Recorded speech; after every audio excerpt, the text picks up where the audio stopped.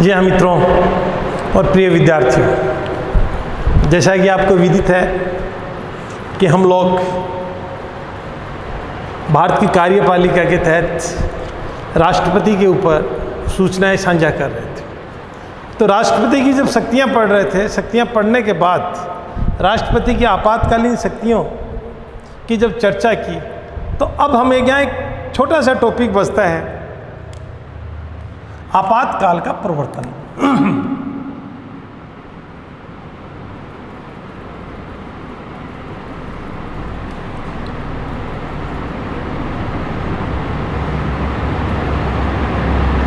आपातकाल का प्रवर्तन हिंदुस्तान में किस प्रकार से हुआ है।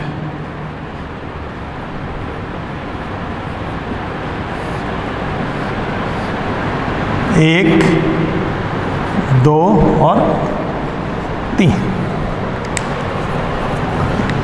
आज़ादी के बाद 1947 में जब कबायलियों के साथ युद्ध हुआ था, वो एक अलग बात थी, कश्मीर के मुद्दे को लेके हुआ था। लेकिन सबसे पहले आपातकाल जब लगा था, वो किस समय लगा था? जब चीन ने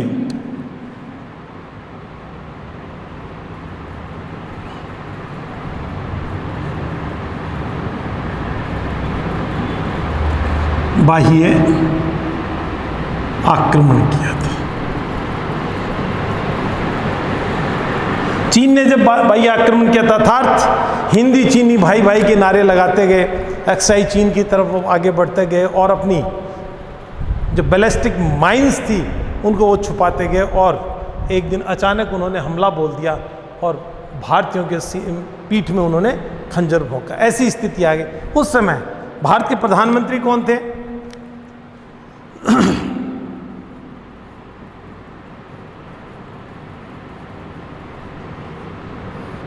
जवाहरलाल नेहरू। 1962 और उस समय जवाहरलाल नेहरू के कहने पे जो 352 के तहत आपातकाल की जिन्होंने घोषणा की थी, वो थे डॉक्टर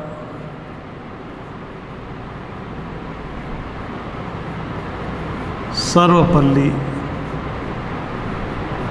राधाकृष्णन।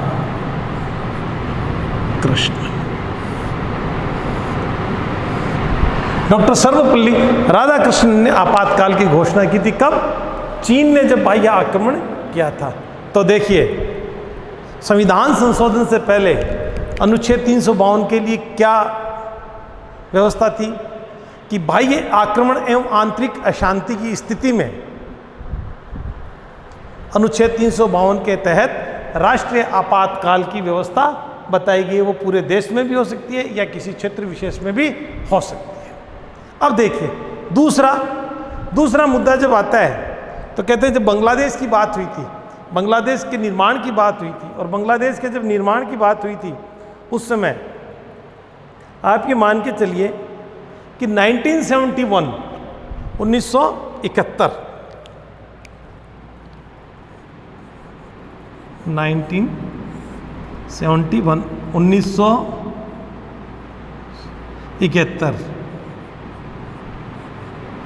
बांग्लादेश। और आक्रमण किसके साथ था? आक्रमण किसने किया? पाक ने। 1971 में जब पाकिस्तान ने बांग्लादेश के चलते भारत पर आक्रमण किया, तब यहाँ पे आपातकाल लगाया गया था। उस समय प्रधानमंत्री कौन थी?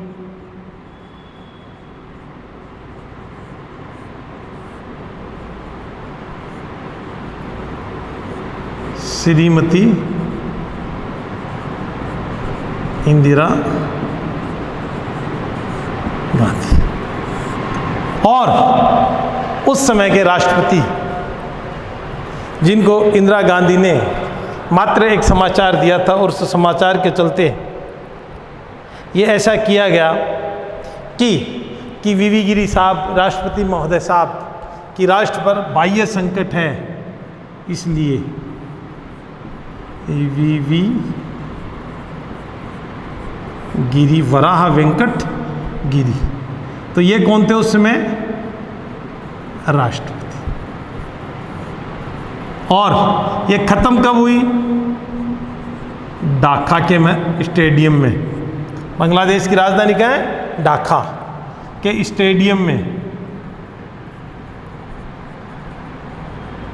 पाक सेना ने घुटने टेके थे या आत्मसमर्पण किया था।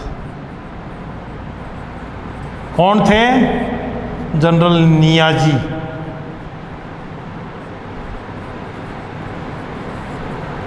घुटने टेक दिए थे और मान लिया था कि साहब हम हार गए, पाकिस्तान हार गया है और पाकिस्तान किसी प्रकार का कोई, तब जितने भी युद्धबंदी थे उनको छोड़ दिया गया था मानवता का परिचय देते हुए। चलो साहब, फिर ये दोनों तो हो गए बाह्य आक्रमण के, कब? 1971 और 1962।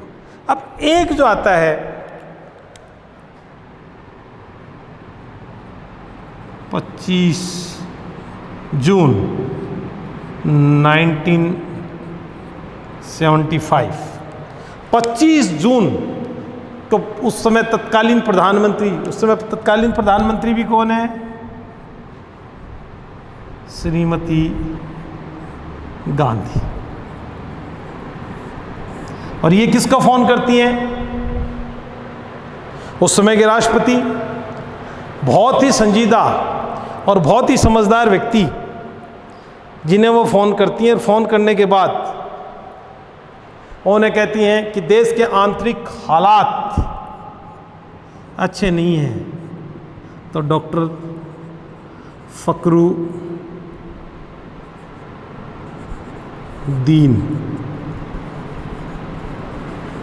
अली अहमद, डॉक्टर फखरुद्दीन अली अहमद टेलीफोन पे, सिर्फ किस पे? टेलीफोन पे ही कहती हैं, इंदिरा जी सिर्फ टेलीफोन पर ही ये बात करती है। अब साहब इस इमरजेंसी 77 तक चलती है, लेकिन 78 में भारत के संविधान में संशोधन करते हुए कौन से शब्द की जगह आंतरिक अशांति शब्द जो है उसके स्थान पे क्या कर दिया? आंतरिक सशस्त्र विद्रोह। आंतरिक सशस्त्र विद्रोह की स्थिति उपस्थित होने पर ही राष्ट्रपति किसका प्रयोग कर सकता है? 352 का। और वो भी कब करेगा? यहां सिर्फ टेलीफोन है। प्रधानमंत्री ने राष्ट्रपति को किस पर सूचना दी? सिर्फ टेलीफोन पर। लेकिन यहां क्या होगा? बहुत बड़ा कॉन्सेप्ट है। संविधान में सिर्फ एक ही जगह ये शब्द है जिसका नाम है कैबिनेट या मंत्रिमंडल।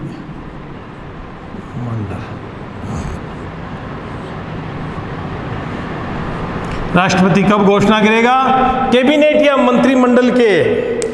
कैसी सिफारिश? मौखिक नहीं,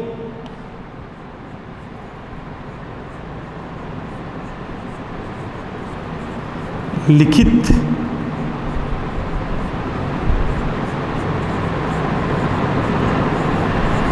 सिफारिश पर। मंत्रिमंडल जब लिख के देगा कि साहब देश में हालात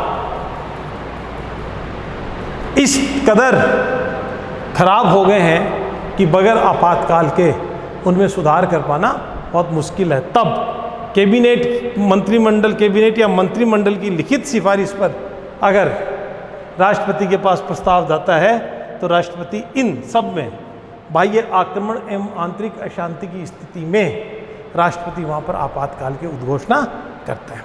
इतनी चीज़ें हमने जब इसके आपातकाल के प्रवर्तन पे की, तो अब हमें एक छोटी सी बात और देखनी है। वो क्या देखनी है कि राष्ट्रपति क्या वाकई इस कदर है कि वो डिसीजन ले सकता है? क्या राष्ट्रपति की पावर्स इतनी हैं कि उन्हें कंपैरेटिवली अपन बात कर सकें? तो पहली बात आती है राष्ट्रपति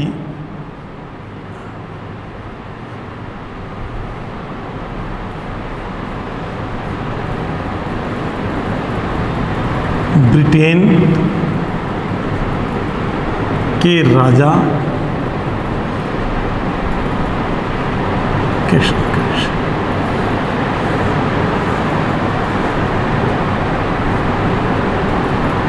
अब जब हम पढ़ते हैं कि राष्ट्रपति ब्रिटेन के राजा के समकक्ष है, तो प्रश्न ये बनता है कि किस आधार पर हम निश्चित कर सकते हैं कि राष्ट्रपति ब्रिटेन के राजा के समकक्ष नहीं है। ये क्या होता है? वंशानुगत होता है।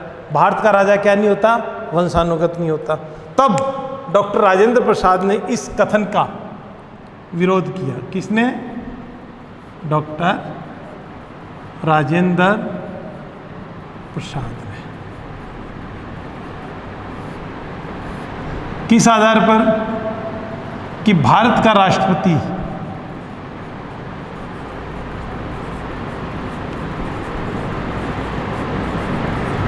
क्या होता है?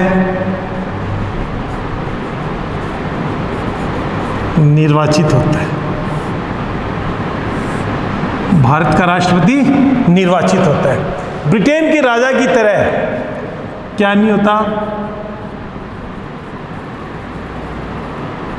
वंशानुगत नहीं होता। अर्थात संपूर्ण जनता का प्रतिनिधित्व करते हैं। दूसरी चीज, अगर ब्रिटेन का राजा वंशानुगत है और असक्षमता या ब्रिटेन की रीतियों नीतियों के अनुसार कार्य नहीं करता तो उसे हटा नहीं सकते हो। लेकिन यहां संविधान का अतिक्रमण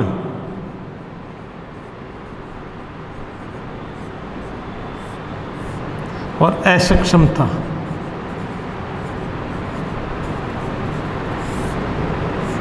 दोनों स्थितियां आने पे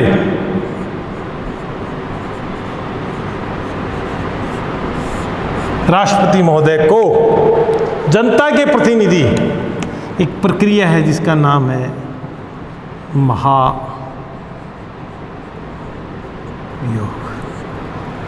उससे पद से मुक्त कर सकते, पदच्युत कर सकते हैं। ये लो साहब। तो ब्रिटेन के राजा के समकक्ष डॉक्टर राजेंद्र प्रसाद कहते हैं कि भारत का राष्ट्रपति कतई नहीं हो सकता। क्यों? कि ब्रिटेन का राजा जो है वो वंशानुगत होता है, जबकि भारत का राष्ट्रपति जो है वो क्या होता है? निर्वाचित होता है और उसे पद से हटाने का अधिकार होता है। अब दूसरी चीज, या अंबेडकर साहब कहते हैं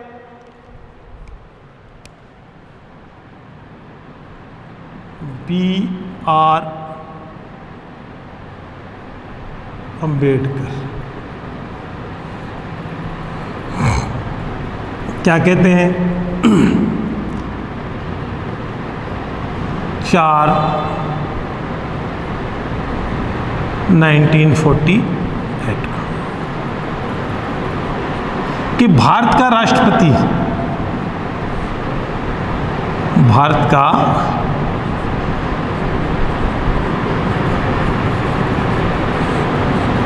क्या होता है? कार्यपालिका प्रमुख।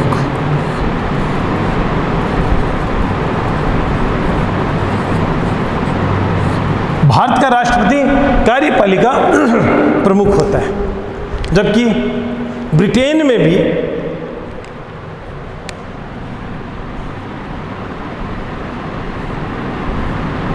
यूके में नाम मात्र, और भारत में भी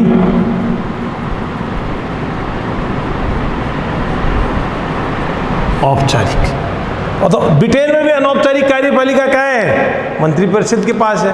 और भारत में भी अनौपचारिक कार्यपालिका क्या है? मंत्रिपरिषद के पास है। लेकिन दोनों ही शर्तों में वो राष्ट्र का प्रतिनिधित्व करते हैं। राष्ट्र का मूर्त रूप है। राष्ट्र की समस्त शासन सत्ताएं उनके नाम से चलती हैं और सब प्रकार की व्यवस्थाएं उन्हीं के नाम से की जाती है। वह राष्ट्र का प्रतीक है और उसका स्थान किसका?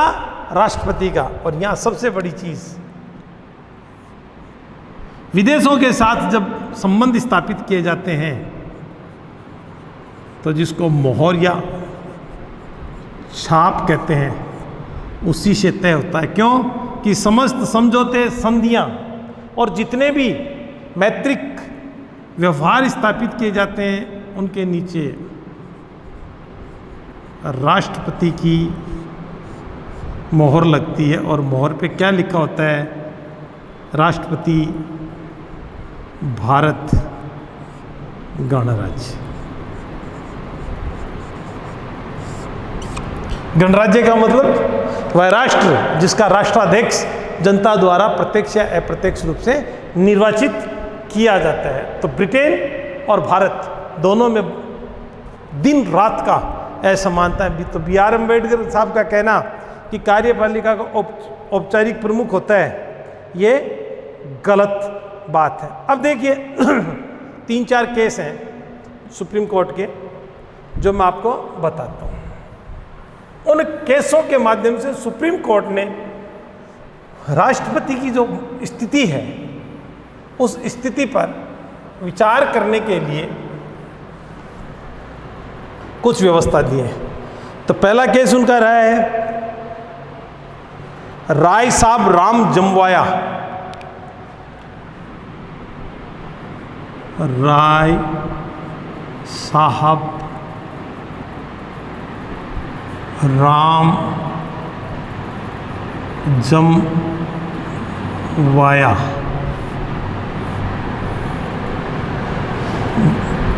Versus state of Punjab. ये साहब पंजाब का मुद्दा है। मतलब पंजाब सरकार के खिलाफ राय साहब राम जमवाया ने एक मुहिम, एक गुहार लगाई थी। और दूसरी थी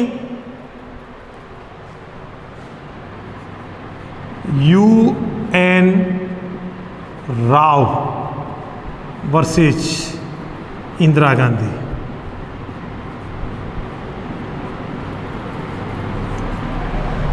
UN राव वर्सेज इंदिरा गांधी का जो वाद था उसकी बात थी। और तीसरा था नाम कपूर है, और तीसरा नाम था शमशेर सिंह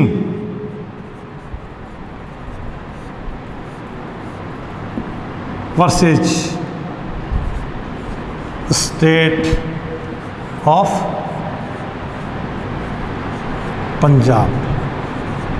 क्योंकि पंजाब में महापंजाब की बात कर रहा हूँ मैं, उस पंजाब की बात कर रहे हैं जहाँ पे महापंजाब में बहुत से लोग नव धनाढ्य और परंपरागत रूप से धनाढ्य थे। उन लोगों ने इस पद के लिए अपने विभिन्न प्रकार के दलीलें दी हैं कि राष्ट्रपति के बारे में जो वाद आए हैं उन वादों के आधार पर सुप्रीम कोर्ट ने निर्णय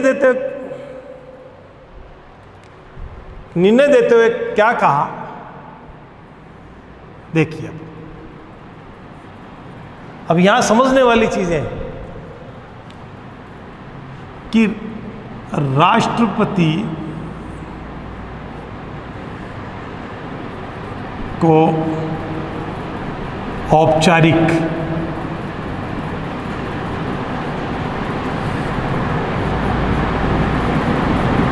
प्रधान बनाया है, परंतु राष्ट्रपति को औपचारिक प्रधान बनाया है, परंतु राष्ट्रपति शासन को नहीं अपनाया। किसको? अध्यक्षात्मक व्यवस्था।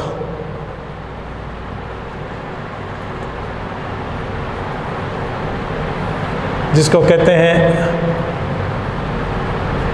राष्ट्रपति शासन। और औपचारिक किस में बनता है? संसदात्मक। क्यों? मंत्रिपरिषद किसके प्रति जिम्मेदार होती है? लोकसभा। प्रधानमंत्री कौन होता है? लोकसभा में बहुमत प्राप्त दल का नेता होता है। और राष्ट्रपति में क्या होता है? कार्यपालिका और व्यवस्थापिका दोनों पृथक होती है साहब। और यहां व्यवस्थापिका की जब बात करें हम,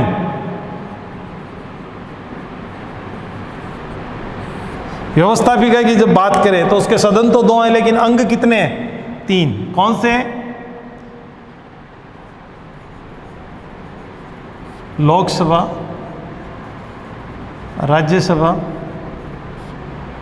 और इन दोनों में जो भी पारित विधेयक होता है वो तीसरा अंग कौन सा है? तो इस प्रकार हाँ, इन तीनों वादों में राय Sahab Ram Jamway Kapoor versus state of Punjab, UN Rao versus Indira Gandhi और शमशेर सिंह बनाम स्टेट ऑफ पंजाब में कोर्ट ने यह भी निर्धारित किया था कि राष्ट्रपति को औपचारिक प्रधान बनाया है।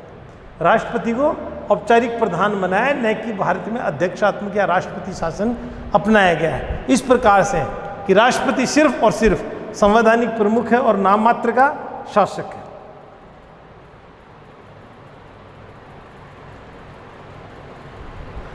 लेकिन 44वें संविधान संशोधन 1978 और अनुच्छेद 74 और उसमें एक परंतुक जोड़ दिया गया। उसमें एक परंतुक जोड़ दिया गया। परंतुक क्या जोड़ा? परंतुक ये जोड़ा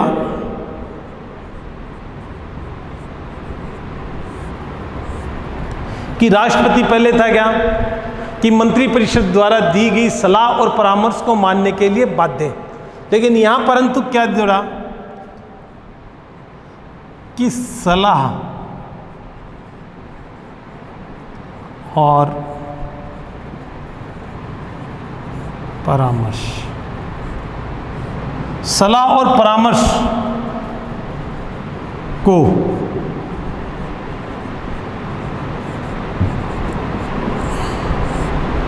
पुनर्विचार के लिए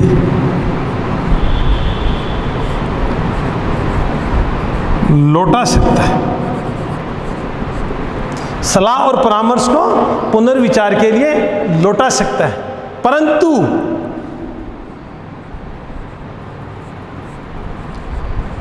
उसी रूप में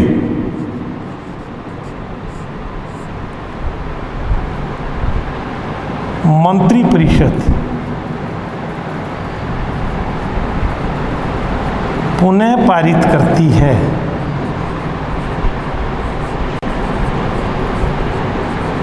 तब राष्ट्रपति की इजाजत की जरूरत नहीं। बहुत स्पष्ट। हाँ, 1978-44 संविधान संशोधन में परंतु जोड़कर ये बात स्पष्ट कर दी कि सलाह और परामर्श राष्ट्रपति को जो दिया जाता है उसे मंत्रिपरिषद के पास पुनर्विचार के लिए भेज सकती है। लेकिन इस पुनर्विचार को अगर पुनः परिषद पारित कर देती है तो राष्ट्रपति के पास कोई चारा नहीं बचता है कि वह उसे मना कर दे, अर्थात वह एक औपचारिक प्रमुख के रूप में उस बात को मानने के लिए बाध्य है। ये किसमें? 1978-44 में संविधान संशोधन के अंतर्गत ये जोड़ा गया था। अब देखिए,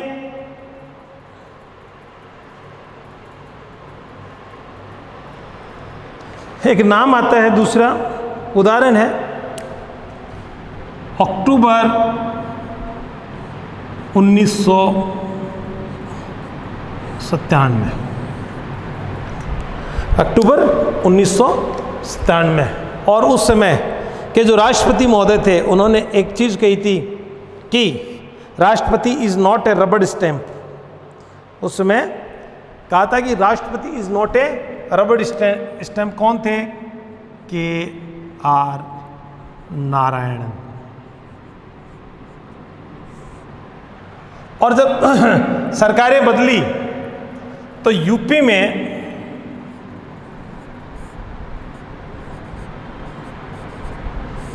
(356) के तहत संवैधानिक तंत्र विफल होने के कारण उत्तर प्रदेश में राष्ट्रपति के पास ये भेजा गया कि साहब यहाँ का शासन इस अनुच्छेद के अनुसार सही नहीं चल रहा, सही नहीं चल रहा। जब सही नहीं चल रहा है तो आप यहाँ पे अनुच्छेद 356 के तहत राष्ट्रपति शासन लगा दीजिए।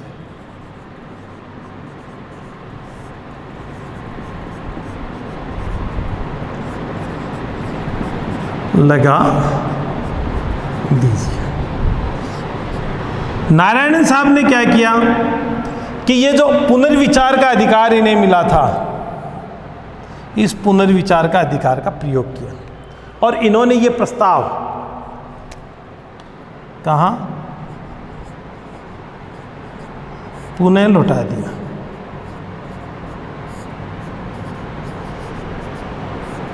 कि साहब सीधा अगर आप 356 लगा रहे हो, 356 लगाने से पहले आपने उस राज्य की सरकार को क्या डायरेक्शंस दिए?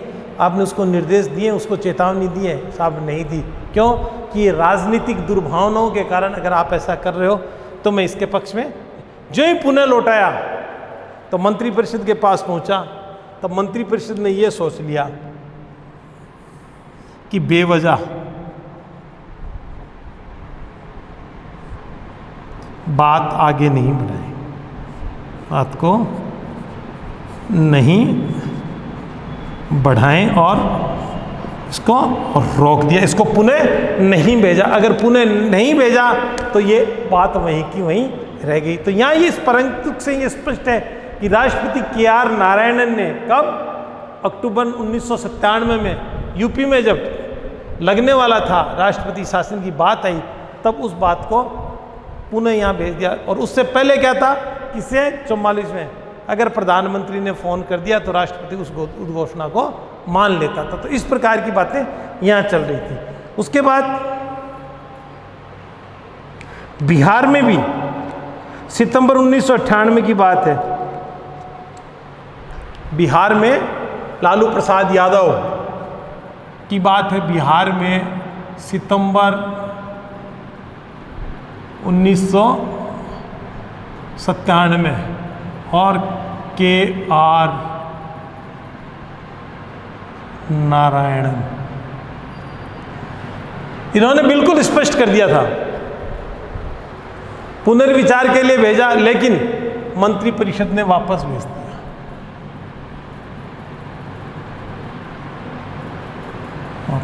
तब 1998 में बिहार में राष्ट्रपति शासन लगाया गया। तो इन सब बातों से ये स्पष्ट है कि राष्ट्रपति महज एक औपचारिक प्रमुख हैं और भारत में किस प्रकार की व्यवस्था है? संसदात्मक व्यवस्था होने के कारण संसद जो है भारत का प्रतिरूप है और संविधान को सर्वोच्च शक्तिशाली बनाया गया है। संविधान में किसी प्रकार का अमेंडमेंट करके ही संसद अपना कार्य आगे कर सकती है। तो संविधान के अंतर्गत रहते हुए भारत क्या है? लोकतंत्रात्मक। भारत क्या है? गणराज्य। गणराज्य का मतलब जनता का प्रतिनिधि, राष्ट्राध्यक्ष वंशानुगत नहीं है। तो यहाँ राष्ट्र को सिर्फ औपचारिक प्रमुख की हैसियत से शक्तियाँ प्राप्त हैं, जिसका ये नमूना आप देख लीजिए। सितंबर 1997 में RK नारायण जब राष्ट्रपति थे, तब उन्होंने बिहार में जब राष्ट्रपति शासन की बात आई तो मंत्रिपरिषद के पास पुनर्विचार के लिए लौटाया, लेकिन मंत्रिपरिषद ने उस पर विचार करके एज इट इज़ लौटा दिया और 1998 में बिहार में राष्ट्रपति शासन लगाया गया। इस प्रकार हमने बात की कि राष्ट्रपति की वास्तविक शक्ति और राष्ट्रपति का संविधान के भाग 18 में दी गई कुछ शक्तियाँ और उन शक्तियों के बारे में हम लोगों ने चर्चा की है, और राष्ट्रपति की वास्तविक स्थिति क्या है उसके बारे में भी हमने विचार किया। तो राष्ट्रपति के बारे में हम लोगों ने इतनी सूचनाएं साझा की है, और अंतिम बिंदु कि आज तक के विभिन्न जो राष्ट्रपति बने हैं उन राष्ट्रपतियों के बारे में एक संक्षिप्त परीक्षा की दृष्टि से महत्वपूर्ण या फिर एक संक्षिप्त परिचय के रूप में हम बात करेंगे अगले अध्याय में। तब तक के लिए धन्यवाद।